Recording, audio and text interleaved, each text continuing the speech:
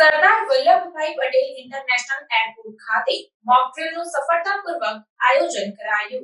Sardar Vallabhbhai Patel international airport કોઈપણ અનિચ્છનીય ઘટનાને ટાળવા અગમચેતી વર્તે છે। બુધવારે એ જ અગમચેતીને અનુસરતા એક સફળ મોક ડ્રીલનું આયોજન કરવામાં આવ્યું હતું।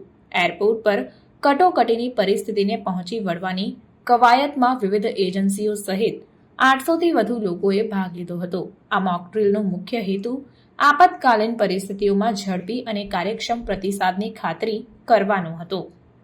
બુધવારે સવારે 11:30 થી બપોરે 1:30 વાગ્યા સુધી હાથ ધરવામાં આવેલી મોક ડ્રીલમાં શહેર પોલીસ, ફાયર બ્રિગેડ, એનડીઆરએફની ટીમો, સીઆઈએસએફ કર્મચારીઓ, એરલાઇનના પ્રતિનિધિઓ, શહેરની હોસ્પિટલો, રેડ ક્રોસ અધિકારીઓ અને અન્ય કેન્દ્ર સરકારની એજન્સીઓ સહિત 800થી વધુ સહભાગીઓ જોડાયા હતા।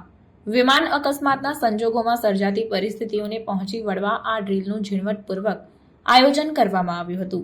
મોક ડ્રીલમાં એરપોર્ટના ઇમરજન્સી રિસ્પોન્સ પ્રોટોકોલ્સ અને સહભાગી એજન્સીઓના સંકલનનું સફળતાપૂર્વક મૂલ્યાંકન કરવામાં આવ્યું હતું।